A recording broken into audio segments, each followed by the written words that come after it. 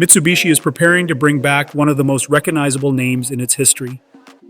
The new Mitsubishi Pajero is scheduled to make its global debut on September 2nd, 2026, and the biggest news is that this new generation appears ready to return to the rugged formula that helped build the Pajero name. The fifth generation Mitsubishi Pajero will use body-on-frame construction with a ladder frame chassis. That is an important change because it positions the new Pajero as a serious off-road sport utility vehicle rather than simply another road-focused crossover. The setup should provide the strength and durability needed for rough trails, towing, and demanding terrain. Another major part of the package is Mitsubishi's Super All-Wheel Control System. This technology manages traction, torque distribution, braking, and vehicle stability to help the driver maintain control across changing surfaces. Mitsubishi has years of experience developing this technology, including its use in performance vehicles and more recently in the Triton pickup. There are also reports suggesting the Pajero could combine Super All-Wheel Control with Mitsubishi's Super Select 4-Wheel Drive 2 system. If that happens, drivers could potentially choose between two-wheel drive, full-time all-wheel drive, and low-range settings, depending on the conditions.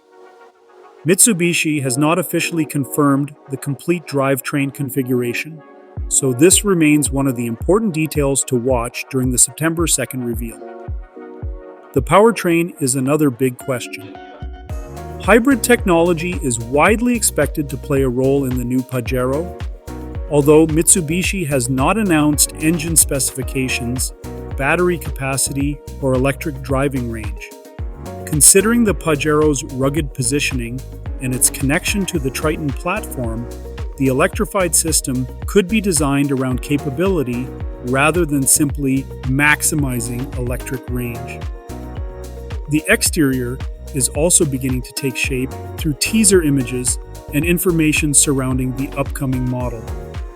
Reports point toward more than one front-end design, potentially allowing Mitsubishi to give different markets their own visual identity.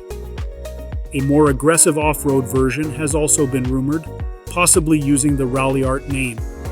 The Pajero revival could eventually become important for North America as well. Mitsubishi previously sold the Pajero there as the Montero, and the company's longer-term United States product strategy could leave room for a rugged sport utility vehicle. A new Montero has not been officially confirmed, but a successful Pajero launch could make the possibility much more interesting. Mitsubishi may also have bigger plans for the Pajero name.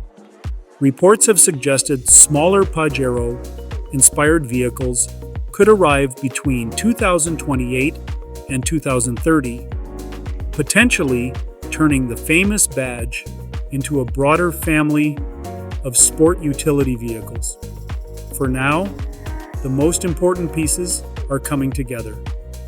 The Mitsubishi Pajero is returning. The ladder frame construction brings back genuine off-road credentials.